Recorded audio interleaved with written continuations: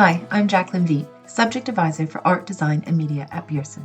This short video will explore important materials you should use to help with evidence in both Components 1 and 2 for Assessment Objective 1, develop ideas through investigations demonstrating critical understanding of sources. All the documents you will need can be found on the Pearson Edexcel International GCSE Art and Design qualification page. From here, select Course Materials from the horizontal toolbar at the top of the page, and then select Teaching and Learning Materials from the Categories filter on the left. In this section, you will find the following key documents. Firstly, the Contextual References document under Support Guide lists a range of websites learners could use to investigate sources.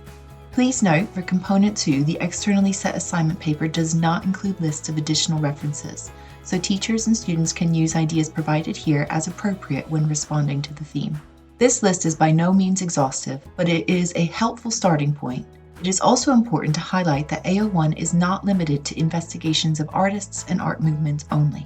Students can investigate any relevant sources to inspire and develop their own ideas and critical understanding, such as with more conceptual art.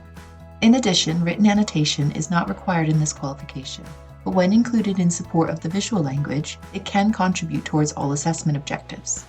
Writing is not in any way a replacement for the practical work, and the annotations made, if any, should be relevant and informed using specialist language and not merely descriptive.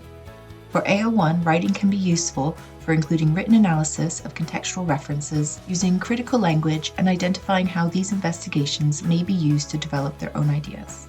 The drawing guide contributes to all assessment objectives and contains visual examples of how drawing can be manifested in a variety of 2- and 3-dimensional approaches. Drawing may take different forms and is not just about pencil and paper and technical mastery. For AO1, drawing can be very useful for creating visual analysis of contextual references and creating responses to the sources investigated in order to develop their own critical understanding and ideas. When using this guide, I recommend looking at all the specialisms for ideas, not just the title you deliver.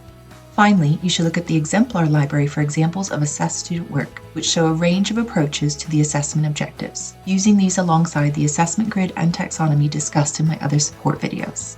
In this example of Component 2 Fine Art, which achieves 17 marks for AO1, the investigation process shows exceptional critical understanding of their own ideas and the sources that have informed them. The work created is not merely about copying and pastiche. Instead, the learner is interpreting the references in order to develop their own ideas, using reflective annotation to explain and analyze development. Thus, it is mostly within the exceptional level of the assessment grid and taxonomy.